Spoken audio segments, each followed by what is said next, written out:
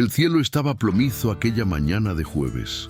Alzira apretaba con fuerza el rosario entre los dedos, observando el ataúd de madera oscura descender lentamente hacia la tierra rojiza. Las piernas le temblaban tanto que apenas podía mantenerse en pie.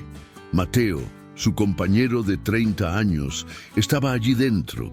Su Mateo, el albañil de manos curtidas y sonrisa fácil, que todas las mañanas se levantaba temprano y dejaba el café de olla listo en el termo antes de salir al trabajo. A su lado, Bruna, la hijastra de 29 años, mantenía la mirada fija y distante. Vestía un traje sastre negro impecable, propio de su profesión de abogada, y sostenía un paraguas cerrado con tanta fuerza que los nudillos de los dedos estaban blancos. No derramó una lágrima siquiera durante toda la ceremonia. «Vámonos, ya es hora», dijo Bruna secamente en cuanto la última palada de tierra cubrió el ataúd. No esperó a la madrastra, simplemente dio la espalda y comenzó a caminar en dirección al coche nuevo que su marido, Ricardo, había estacionado cerca del portón del panteón. Alzira se quedó algunos minutos más allí, sintiendo la llovizna fina mojar su rostro, mezclándose con las lágrimas que no paraban de caer. 30 años dedicados a aquella familia. Recordó el día en que conoció a Mateo, cuando él apareció para hacer un arreglo en la azotea de la casa donde ella trabajaba como empleada doméstica.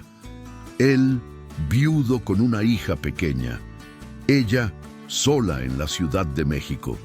Comente lo que usted cree que va a pasar y suscríbase a mi canal para apoyar mi trabajo.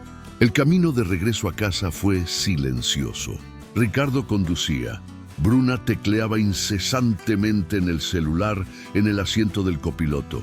Y Alzira, en el asiento trasero, sentía como si se estuviera sofocando dentro de aquel coche con olor a nuevo. Su mente volvía constantemente a las últimas palabras de Mateo en el hospital. «Cuida a nuestra niña, Alzira. Ella es dura por fuera, pero por dentro». Él no consiguió terminar la frase. El infarto fue fulminante. No dio tiempo ni de llamar a la ambulancia. Alzira encontró a su esposo caído en el taller del fondo, donde él guardaba sus herramientas. El médico dijo que probablemente no sufrió. Fue cuestión de segundos. Pero para Alzira eran segundos que se multiplicaban en una eternidad de dolor. Cuando llegaron a casa, la sencillez de la sala, con el sillón de tela floreada ya un poco gastado y las cortinas de encaje que Alzira había hecho a mano, pareció aún más acogedora. Era su refugio, el lugar donde había vivido tantos momentos al lado de Mateo. Pero algo estaba diferente. Había una maleta grande en medio de la sala, de esas de viaje, y algunas cajas de cartón apiladas en el rincón. «Siéntate ahí», dijo Bruna, apuntando al sillón.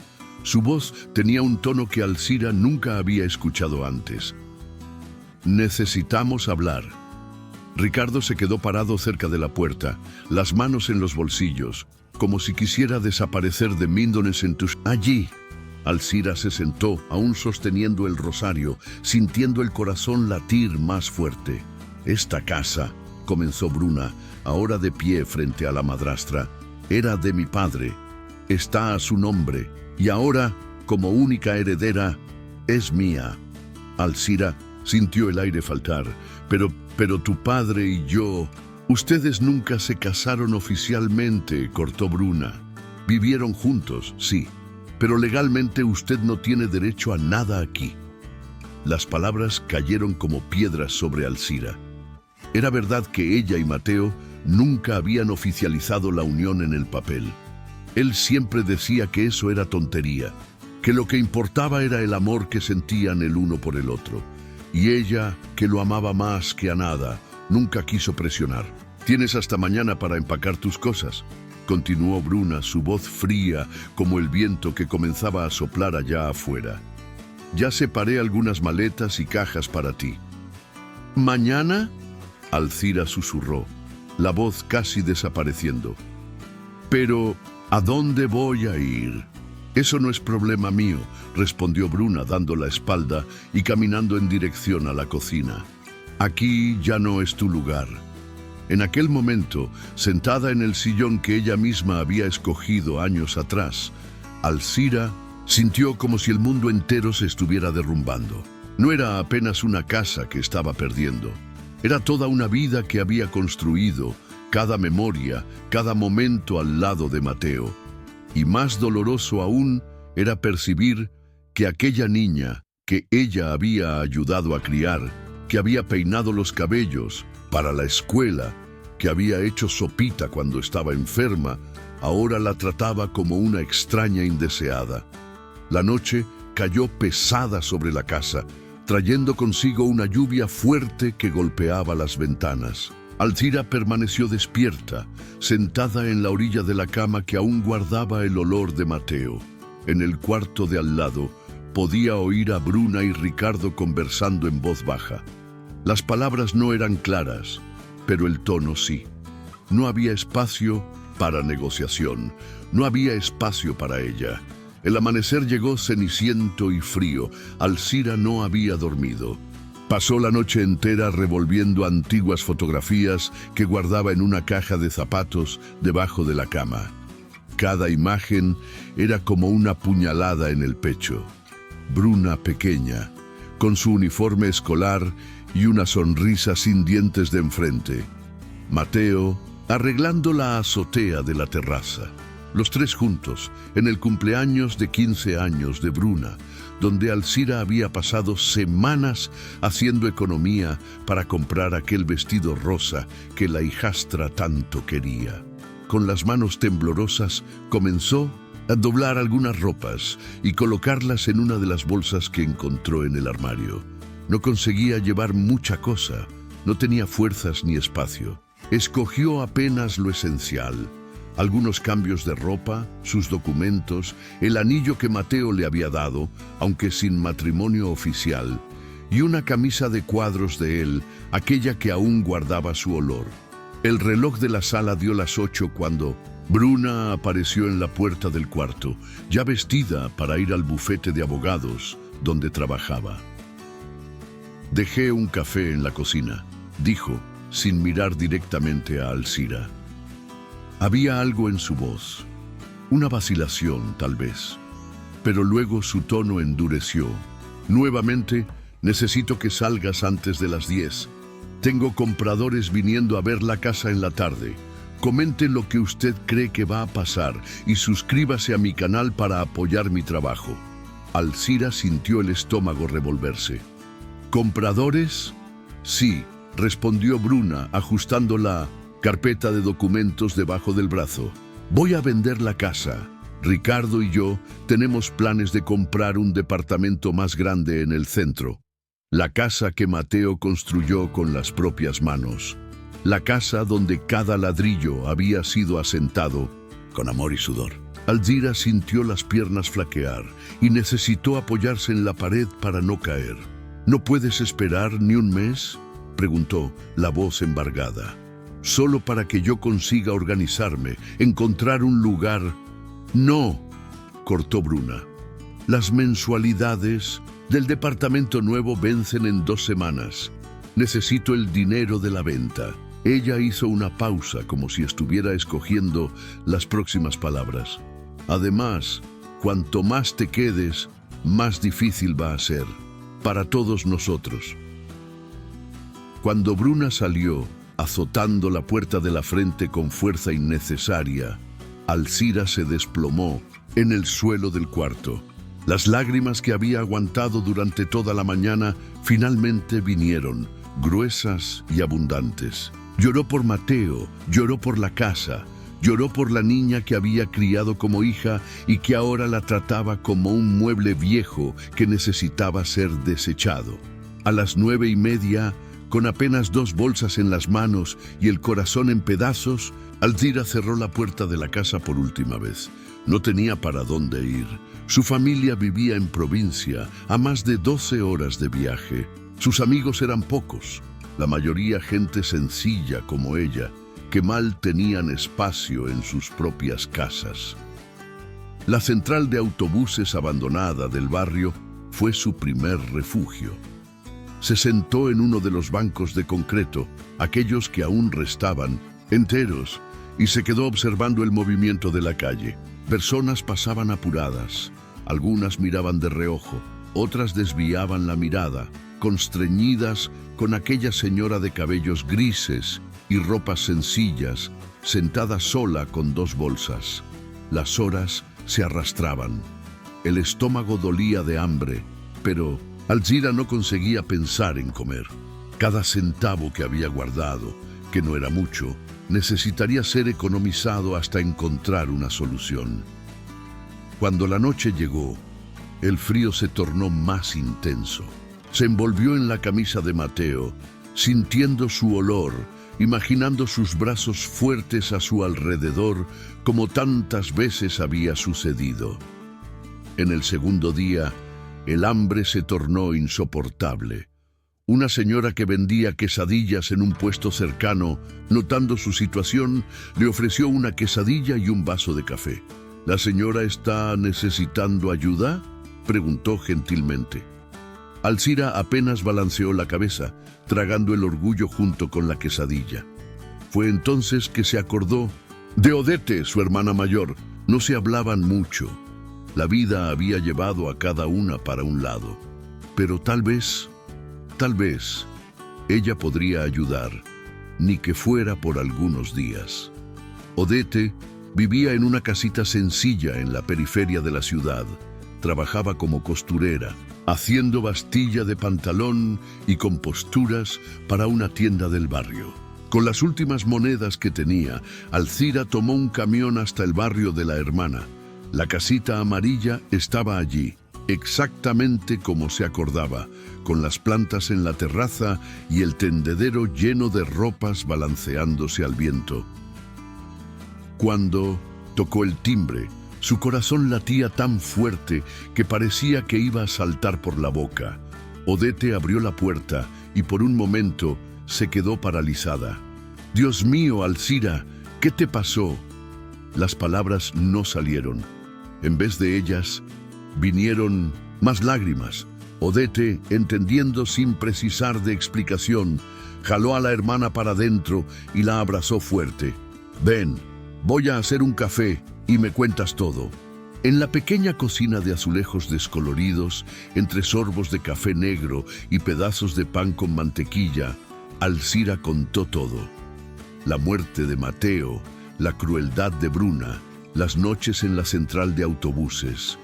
Odete oía en silencio, los ojos oscuros, tan parecidos con los de la hermana, brillando de indignación.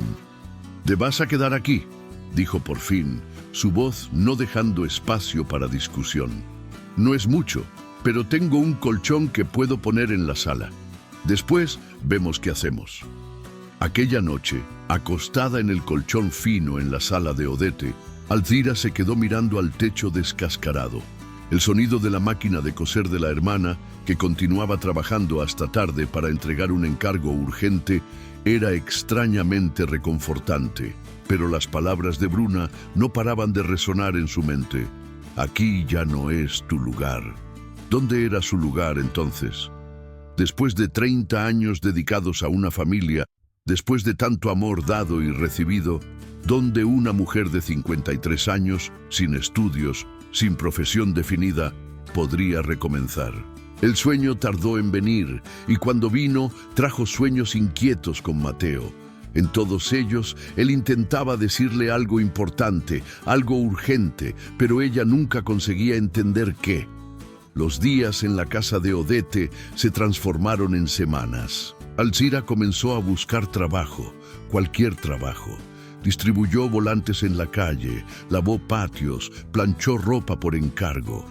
Cada centavo era guardado con cuidado en un pequeño bote de vidrio que escondía debajo del colchón. No quería ser una carga para la hermana, que ya tenía sus propias dificultades.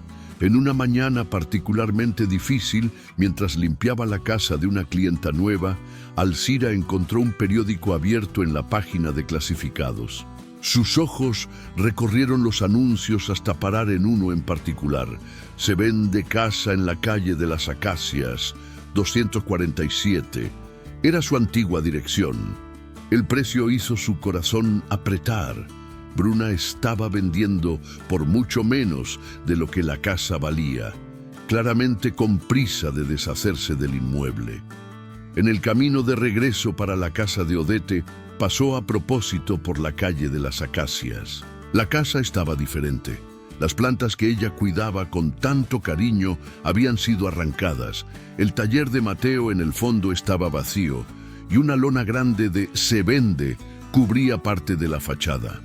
A través de la ventana de la sala pudo ver que los muebles ya habían sido removidos.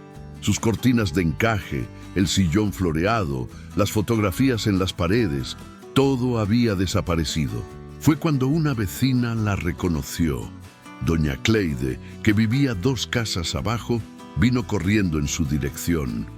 Doña Alcira, qué bueno verla.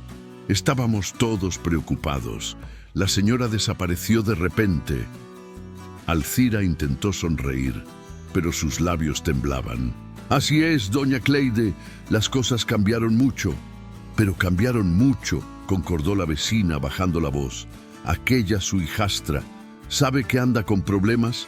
El marido de ella, aquel abogado, parece que se metió en algún lío en el bufete. Dicen que perdió varios clientes importantes. Comente lo que usted cree que va a pasar y suscríbase a mi canal para apoyar mi trabajo. Antes de que Alcira pudiese responder, un coche familiar dobló la esquina. El mismo coche nuevo en que había regresado del entierro de Mateo. Bruna estaba al volante y al ver a la madrastra conversando con la vecina, frenó bruscamente. Salió del coche con pasos firmes, el tacón alto golpeando con fuerza en el asfalto. ¿Qué estás haciendo aquí?, preguntó, la voz cortante como una navaja. Yo solo estaba pasando, respondió Alcira, sintiendo las piernas flaquear. ¿Pasando o intentando chismorrear con los vecinos sobre mi vida?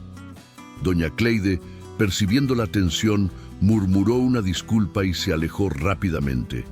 Alcira se quedó allí, sola, enfrentando la mirada furiosa de la hijastra. No aparezcas más por aquí, continuó Bruna. Esta casa va a ser vendida y tú no tienes nada que ver con eso, nada que ver con mi vida. ¿Entendiste? Las palabras atingieron a Alcira como una bofetada. Pero esta vez, algo diferente sucedió dentro de ella. Una pequeña llama de indignación comenzó a crecer en su pecho. «¿Sabes, Bruna?», dijo, su voz sorprendentemente firme, «tu padre estaría muy triste de ver en lo que te has transformado». Fue el turno de Bruna de empalidecer. Por un momento, su máscara de frialdad vaciló y Alcira pudo ver en los ojos de ella algo que parecía dolor. Pero luego la expresión dura volvió. «No te atrevas a hablar de mi padre. Tú no tienes ese derecho». Aquella noche, cuando regresó a la casa de Odette, Alcira encontró algo inesperado. Una carta. El sobre pardo, con letra temblorosa y antigua, tenía el sello de una ciudad del interior de Minas Gerais. El remitente hizo su corazón parar por un instante. Rosalia Méndez. Rosalia, la señora de quien Alcira había cuidado por casi 8 años antes de conocer a Mateo. Una mujer fuerte, viuda de un hacendado, que tenía 3 hijos, pero vivía prácticamente sola en su casa grande en el interior. Alcira había sido más que una cuidadora. Había sido una amiga, una confidente. Con las manos temblorosas, abrió el sobre. La carta era corta, pero cada palabra parecía pulsar con urgencia. «Querida Alcira, espero que esta carta te encuentre bien. Sé que hace muchos años que no nos hablamos, pero siempre me acuerdo de ti con mucho cariño. Necesito verte. Estoy enferma, muy enferma, y hay cosas importantes que necesitamos conversar.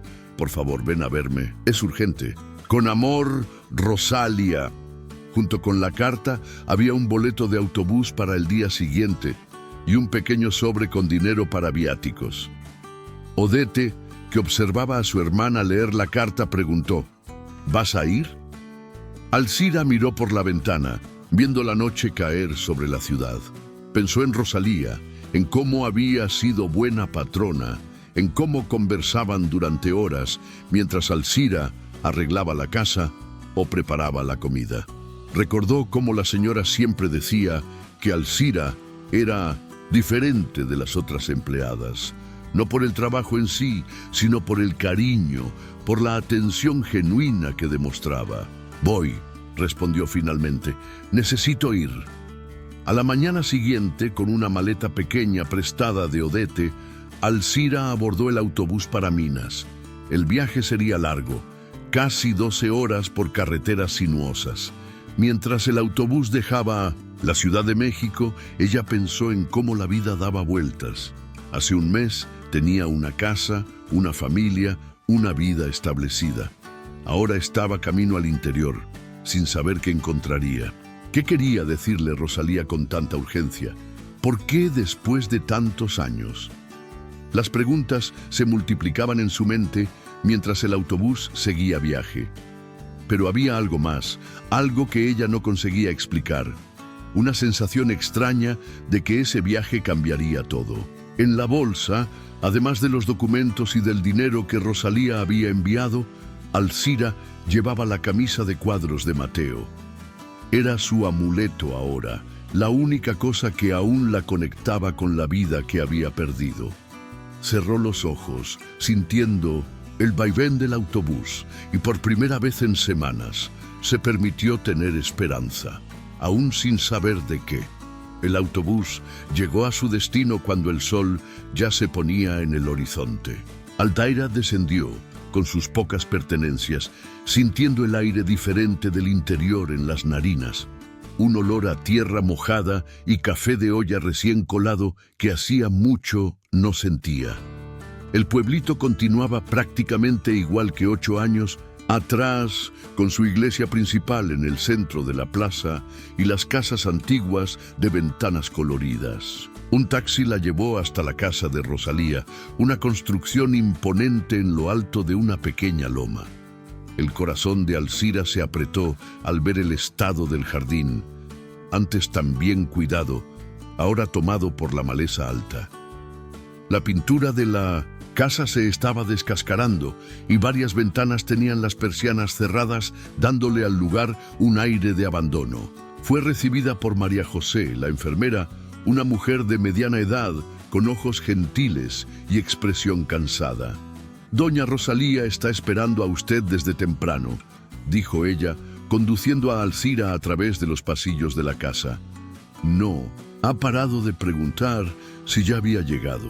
El cuarto principal, donde Rosalía estaba, era grande y aireado, pero tenía un olor fuerte a medicamentos. La señora estaba sentada en una silla de ruedas próxima a la ventana, cubierta por un chal de lana, incluso con el calor de la tarde. Sus cabellos, antes de un castaño vibrante, estaban completamente blancos, y su rostro estaba más delgado de lo que Alcira recordaba. Pero los ojos aún tenían aquel brillo especial que ella conocía tan bien. «Mi Alcira», susurró Rosalía, extendiendo las manos temblorosas. «Viniste de verdad». Alcira corrió para abrazarla, sintiendo las lágrimas correr por el rostro. «Claro que vine, doña Rosalía. ¿Cómo podría no venir?» Por algunos minutos quedaron apenas así, abrazadas, como si los años de distancia nunca hubiesen existido. Entonces Rosalía pidió para María José dejarlas a solas. «Sé de todo lo que ha pasado», dijo Rosalía en cuanto la enfermera salió. «Sobre su Mateo, sobre la casa, sobre su hijastra». Alcira sintió el cuerpo endurecerse. «¿Cómo lo sabe usted?» «Tengo mis contactos en la ciudad», respondió Rosalía con una pequeña sonrisa. «Siempre mantuve un ojo en usted, mi querida». «Aún de lejos». La señora hizo una pausa, respirando con cierta dificultad antes de continuar. «Sabe, Alcira, Cuando usted trabajó aquí, mis hijos mal aparecían para verme. Eran siempre demasiado ocupados, siempre con excusas. Pero usted cuidó de mí, no solo con las manos, sino con el corazón. Ella apuntó para una gaveta. Antigua, abra allí, por favor. Tiene un sobre que quiero que vea. Alcira obedeció, encontrando un sobre pardo, lacrado. Dentro había documentos oficiales, con sellos y firmas de notaría. «Es mi testamento», explicó Rosalía. «Hice hace 5 años cuando descubrí la enfermedad. Mis hijos nunca se importaron conmigo de verdad, Alcira. Solo aparecían cuando necesitaban dinero. Después que usted se fue, intenté acercarme a ellos, pero su voz falló por un momento. Bien, digamos que algunas personas solo muestran quiénes son de verdad cuando piensan que estamos muriendo. Comente lo que usted cree que va a pasar y suscríbase a mi canal para apoyar mi trabajo». Alcira hojeaba los documentos sin entender del todo, hasta que sus ojos pararon en un párrafo específico. Su nombre estaba allí, junto con una lista de bienes, una pequeña hacienda abandonada, 2 casas en el centro del pueblo que estaban alquiladas y una cantidad en dinero que hizo su vista nublarse, 2.3 millones de pesos. «No», balbuceó dejando los papeles caer en el regazo. «Usted no puede». «Sí puedo», cortó Rosalía, su voz ganando fuerza. «Es mi dinero, mi decisión. Mis hijos ya han recibido más que suficiente a lo largo de los años. Esto aquí». Ella apuntó para los documentos. «Es para alguien que realmente se importó conmigo». Las lágrimas ahora corrían libremente por el rostro de Alcira.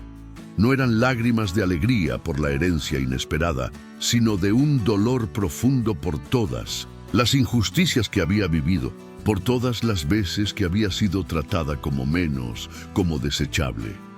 «Usted no sabe lo que esto significa», susurró. «Sí sé», respondió Rosalía tomando su mano. «Significa que ahora usted tiene elección. Puede reconstruir su vida del modo que quiera, sin depender de nadie». Pasaron el resto de la tarde conversando. Rosalía contó sobre su enfermedad, un cáncer en etapa terminal que no le daba mucho más tiempo.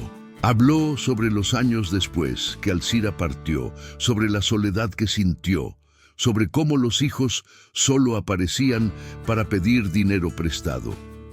Cuando la noche llegó, María José trajo la cena para ambas.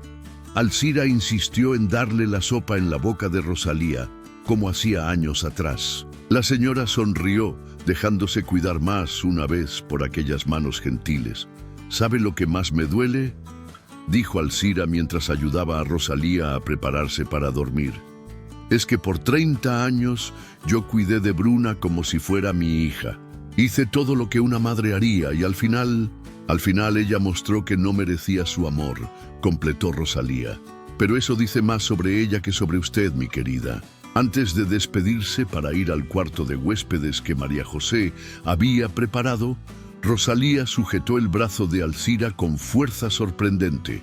«Prometa que no va a contar a nadie sobre el testamento hasta ser la hora», pidió. «Especialmente para sus familiares en la Ciudad de México. Las personas cambian cuando saben que tenemos dinero. Créame, yo sé bien de eso», Alcira prometió, besando la frente de la señora con cariño. Aquella noche, acostada en la cama que un día había arreglado tantas veces para visitas, ella no consiguió dormir.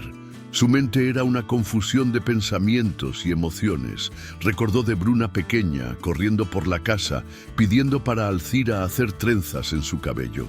Recordó de las noches en que quedó despierta cuidando de ella con fiebre, de las fiestas de cumpleaños que organizó economizando durante meses, de los sueños que tenía para aquella que consideraba su hija. ¿Cómo las personas podían cambiar tanto? ¿O será que Bruna siempre había sido así y Alcira que no quiso ver? Las preguntas rodaban en su mente mientras ella sujetaba la camisa de Mateo contra el pecho sintiendo su olor que comenzaba a perderse. Por la ventana del cuarto podía ver la luna llena iluminando el jardín abandonado. Era como si el propio cielo estuviera intentando decirle algo, mostrando que aún en las noches más oscuras siempre hay una luz para guiar el camino. Pero Alzira aún no sabía que aquella visita a Rosalía sería apenas el comienzo de una transformación mucho mayor en su vida. Rosalía falleció 3 días después de la visita de Alzira. Fue un domingo tranquilo, con pájaros cantando en el jardín. La señora simplemente cerró los ojos durante una siesta después del almuerzo y no despertó más. María José dijo que ella tenía una sonrisa serena en el rostro, como si estuviera en paz. El funeral fue realizado en la iglesia principal del pueblo. Los 3 hijos de Rosalía aparecieron, todos vestidos impecablemente, con expresiones ensayadas de tristeza. Alzira quedó en un rincón discreto de la iglesia, observando. Reconoció a Roberto, el hijo mayor, que ahora tenía los cabellos canosos. Marcia, la hija del medio, que no paraba de mirar en el celular aún durante la misa, y Carlos, el menor, que llegó atrasado oliendo a bebida. Ninguno de ellos había estado presente en los últimos días de vida de la madre. Ninguno de ellos sabía que Alzira estaba allá, cuidando de ella, oyendo sus historias, sujetando su mano en las noches de dolor. Ahora, de repente, eran todos hijos dedicados, llorando lágrimas que parecían más de cocodrilo que de verdadera tristeza. Una semana después, vino la lectura del testamento. El abogado de Rosalía, el doctor Paulo, un señor de cabellos blancos y anteojos de tortuga, reunió a todos en la biblioteca de la casa. Alzira estaba nerviosa. Sus manos sudaban mientras sujetaba la bolsa en el regazo. Los hijos de Rosalía la encaraban con desconfianza, probablemente preguntándose qué hacía una ex empleada allí. Antes de empezar, dijo el doctor Paulo, ajustando los anteojos, doña Rosalía dejó una carta que debe ser leída primero. El abogado abrió un sobre y comenzó a leer con voz clara. Mis queridos hijos, si están oyendo esta carta, es porque ya partí. No quiero que lloren por mí. Viví una vida larga y, en gran parte, feliz. Pero necesito decir algunas verdades que guardé por mucho tiempo. Ustedes eran mi orgullo, mi alegría. Crié a cada uno con todo el amor que una madre puede dar. Pero con el tiempo, ese amor fue siendo sofocado por la ganancia, por el desprecio, por la falta de consideración. En los últimos años de mi vida, cuando más necesité de ustedes, ¿dónde estaban? Roberto, usted solo aparecía cuando necesitaba de dinero para cubrir sus deudas de juego. Marcia, usted ni atendía mis llamadas en los últimos 2 años. Y Carlos, ¿cuántas veces usted prometió venir a visitarme y nunca vino? La única persona que verdaderamente se importó conmigo fue Alzira. Ella no era apenas una empleada, era una amiga, una hija que la vida me dio de regalo. Por eso tomé una decisión que ustedes quizás no entiendan, pero que es final e irrevocable. La temperatura en la sala pareció bajar varios grados. Los 3 hermanos se movían inquietos en sus sillas mientras el doctor Paulo continuaba la lectura del testamento. Cuando llegó a la parte que mencionaba la herencia de Alzira, el caos se instaló. «Esto es un absurdo», gritó Roberto, levantándose bruscamente. «Ella manipuló a nuestra madre». «Voy a contestar ese testamento», declaró Marcia, ya tomando el celular para llamar a su abogado. Carlos apenas rió, una risa amarga y borracha. Mamá siempre fue medio loca de todos modos. Comente lo que usted cree que va a pasar y suscríbase a mi canal para apoyar mi trabajo. El doctor Paulo levantó la mano pidiendo silencio. El testamento es perfectamente legal y fue hecho cuando doña Rosalía estaba en pleno uso de sus facultades mentales. Tengo todos los informes médicos necesarios. Además, él tomó otro sobre Ella dejó registros en video explicando su decisión. Los próximos días fueron un torbellino. Los hijos de Rosalía intentaron de todo para invalidar el testamento, pero no consiguieron. El doctor Paulo se había certificado de que todo estaba jurídicamente perfecto. Poco a poco, el polvo fue bajando, y Alzira se vio dueña de un patrimonio que jamás imaginara tener.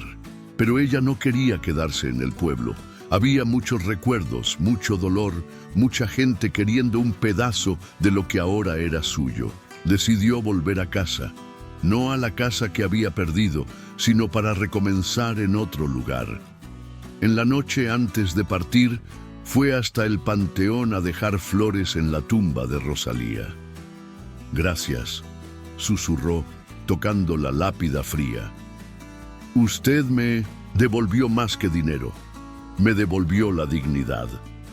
De vuelta en la Ciudad de México, Alzira no contó a nadie sobre la herencia, ni siquiera a Odete. Siguiendo el consejo de Rosalía, decidió actuar con discreción. La primera cosa que hizo fue alquilar un departamento modesto en el centro. Nada lujoso, pero limpio y confortable. Pagó 6 meses adelantados para evitar preguntas sobre su fuente de ingresos. Durante las semanas siguientes, comenzó a estudiar. Se matriculó en un curso de administración básica. Aprendió sobre inversiones, sobre cómo administrar su dinero. El doctor Paulo la ayudó a organizar todo, colocando parte del dinero en inversiones seguras, garantizando que ella tendría una renta regular por el resto de la vida. Una tarde, mientras caminaba por el centro de la Ciudad de México, Alzira pasó enfrente a una tienda cerrada para alquiler. Era un espacio pequeño, pero bien localizado. Paró, observando la vitrina empolvada, y una idea comenzó a formarse en su mente. Recordó de las tardes que pasaba con su madre, cuando era niña, aprendiendo a coser. Recordó de Odete, que hasta hoy sustentaba a su familia con la máquina de coser. Y si, pensó, una sonrisa formándose en sus labios por primera vez en mucho tiempo. Pero sus pensamientos fueron interrumpidos por una voz familiar llamando su nombre. Era doña Cleide, su antigua vecina, que pasaba cargando bolsas de compras. «Doña Alzira, qué bueno verla. Usted ni imagina lo que está pasando allá en el barrio».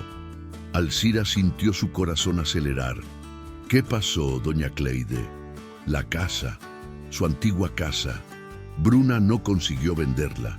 Parece que el marido de ella, Ricardo, se metió en un lío serio en el trabajo. Algo sobre desvío de dinero de clientes. Está todo el mundo comentando en el barrio. Ellos están desesperados, necesitando de dinero urgente». Alzira quedó en silencio, absorbiendo la información. La casa que Mateo construyó con tanto amor, la casa donde había pasado los mejores años de su vida, estaba allí, esperando. Quizás fuese hora de cerrar ese ciclo de una vez por todas. Tomó el celular y llamó al doctor Paulo. «Necesito que usted haga una cosa por mí», dijo, su voz firme y decidida. «Quiero comprar una casa, pero no con mi nombre. Vamos a usar una empresa, como usted sugirió». El abogado entendió inmediatamente. «¿La casa de la calle de las Acacias?» «Exactamente», respondió Alzira, «pero nadie puede saber que soy yo. Al menos no todavía». Mientras guardaba el celular en la bolsa, Alzira miró nuevamente para la tienda cerrada. Sí, era hora de cambiar todo. Era hora de mostrar que aquella mujer que había sido expulsada de casa con 2 bolsas en las manos no existía más. Pero la venganza que ella planeaba no sería con gritos o violencia, sería con dignidad, con trabajo, con la fuerza que siempre tuvo dentro de sí y que ahora finalmente podía mostrar al mundo. 3 meses pasaron volando. El pequeño local comercial que Alzira había visto aquel día se transformó en algo especial. Costura Indignidad, una escuela de costura orientada especialmente a mujeres maduras que, como ella, necesitaban recomenzar. El lugar era acogedor. con máquinas de coser nuevas alineadas junto a las ventanas, telas coloridas organizadas en estantes de madera y un aroma constante a café recién hecho. Cada mañana, antes de abrir la escuela, Alcira preparaba café de olla en el termo, igual que Mateo hacía. Era su pequeño homenaje silencioso a él. Las alumnas fueron llegando poco a poco.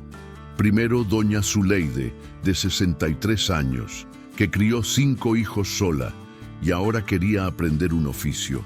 Después, doña Carmen, de 71, que perdió todo en una inundación.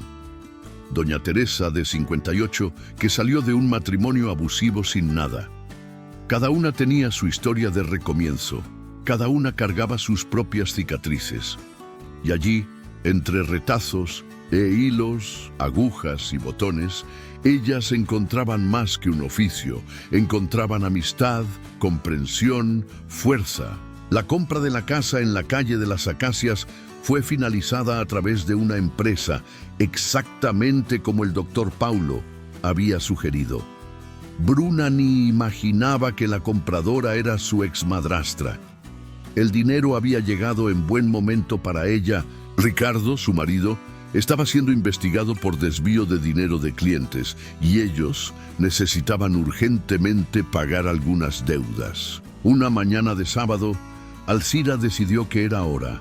Se vistió con cuidado, un vestido azul sencillo pero elegante, los cabellos grises bien arreglados, un par de aretes discretos que había comprado con su primera ganancia de la escuela. Se dirigió a la calle de las Acacias, donde Bruna aún estaba terminando de sacar las últimas cosas de la casa. Comente lo que usted cree que va a pasar y suscríbase a mi canal para apoyar mi trabajo. Buenos días, dijo Alcira, parada en el portón. Bruna, que cargaba una caja de cartón, casi la dejó caer del susto. ¿Qué estás haciendo aquí? Vine a buscar las llaves de mi casa, respondió Alcira, su voz calma pero firme. ¿Su casa? Bruna rió, pero era una risa nerviosa. ¿De qué estás hablando? La casa fue vendida para una empresa de costura en Dignidad SA, completó Alcira, sacando los documentos de la bolsa. Mi empresa. El rostro de Bruna empalideció. Ella tambaleó, necesitando apoyarse en la pared. No puede ser. ¿Cómo usted? Sabe, Bruna, comenzó Alcira entrando en el patio. Cuando usted me echó de aquí con 2 bolsas, pensé que mi vida había acabado. Pero Dios escribe derecho con renglones torcidos. A veces necesitamos perder todo para encontrar quién realmente somos. Bruna dejó la caja en el suelo, sus manos temblando. ¿Fue usted todo el tiempo? Pero el dinero... ¿Cómo? ¿Recuerda de doña Rosalía? ¿La señora de quien cuidé antes de conocer a su padre? Ella me dejó una herencia. No apenas dinero, sino algo mucho más valioso. Ella me enseñó que bondad y carácter valen más que cualquier fortuna. Lágrimas comenzaron a escurrir por el rostro de Bruna. Por primera vez, desde la muerte de Mateo, Alcira vio en ella un atisbo de la niña que había criado. ¿Por qué usted compró la casa?, preguntó Bruna, su voz casi un susurro. Porque su padre construyó cada pedazo de ella con amor. Porque aquí hay recuerdos que dinero ninguno puede comprar. Y principalmente, Alcira hizo una pausa mirando directamente en los ojos de la hijastra, porque quería que usted entendiese una cosa. No vine a tomar nada de vuelta. Vine a devolver algo que usted perdió hace mucho tiempo, su humanidad. Bruna se desplomó en la banca del jardín sollozando. Perdóname, murmuró entre lágrimas. Yo fui tan cruel, completó Alcira. Sí, usted fue. Pero ¿sabe lo que yo aprendí? Que perdonar no significa fingir que nada pasó. Significa escoger no dejar que el rencor nos destruya. En aquel momento, un coche estacionó enfrente de la casa. Era Ricardo, que venía a buscar más cajas. Cheval, ver a Alcira quedó paralizado. «Qué bueno que llegó», dijo Alcira virándose para él. Necesitamos hablar sobre el alquiler. ¿Alquiler?, preguntó Ricardo, confuso.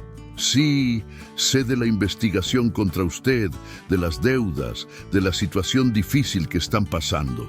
Estoy dispuesta a alquilar la casa para ustedes por un valor justo, pero con una condición.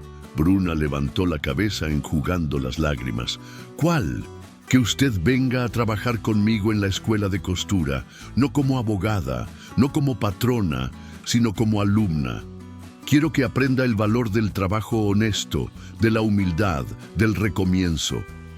El silencio que siguió fue pesado, cargado de emociones no dichas. Finalmente, Bruna asintió. Yo acepto. En los meses que siguieron, la costura en Dignidad creció. Más mujeres llegaron, más historias fueron compartidas.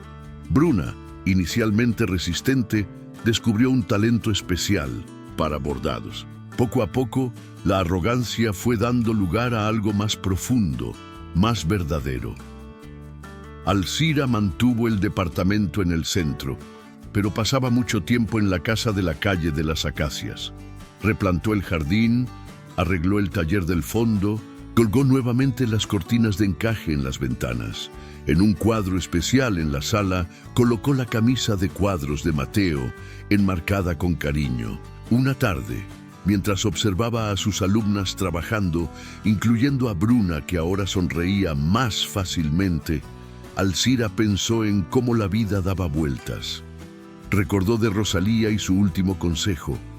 A veces, mi querida, la mayor venganza es mostrar a las personas que ellas no consiguieron destruirnos. En la pared de la escuela, un cuadro bordado por Bruna decía: la dignidad no está en lo que tenemos, sino en lo que somos. Abajo, en letras menores: para mi madre, Alcira, que me enseñó eso del modo más difícil. Y así, en aquella tarde tranquila, entre el ruido de las máquinas de coser y el aroma a café recién hecho, Alcira finalmente entendió. Su historia no era sobre pérdida o venganza, era sobre transformación.